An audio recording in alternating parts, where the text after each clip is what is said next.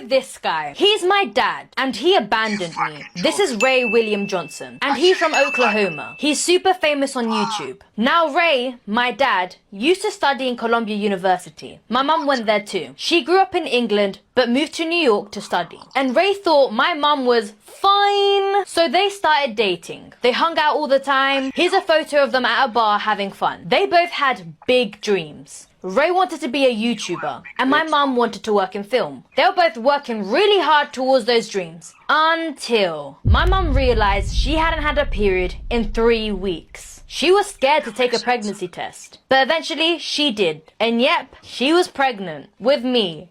Surprise. She called Ray and said, "Hey, can we meet up? I want to talk." Ray said, "Sure." They met in a park. They saw a sweet family playing together. Mom said, "Oh, that's so cute. Do you ever want to be a dad?" Ray said, "Oh, hell no." He said his childhood was tough and he didn't want to have kids. He just wanted to focus on his career. So my mom said, "Well, I'm pregnant and I don't believe in abortion." And Ray was like, "What the f***?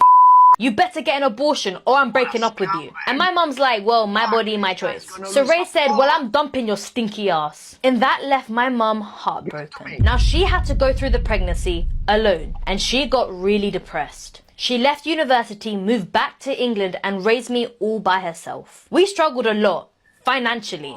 Her parents disowned her for getting pregnant before marriage and dropping out of university. We lived in a hostel for a long time. My mum would get hungry just so I could eat. We were always cold because it rains a lot in England. And we had no heating, just a single bed and 4 walls. Meanwhile, Ray was becoming one of the biggest YouTubers on the planet. He started his show Equals3 and got millions of subscribers. He was making bank.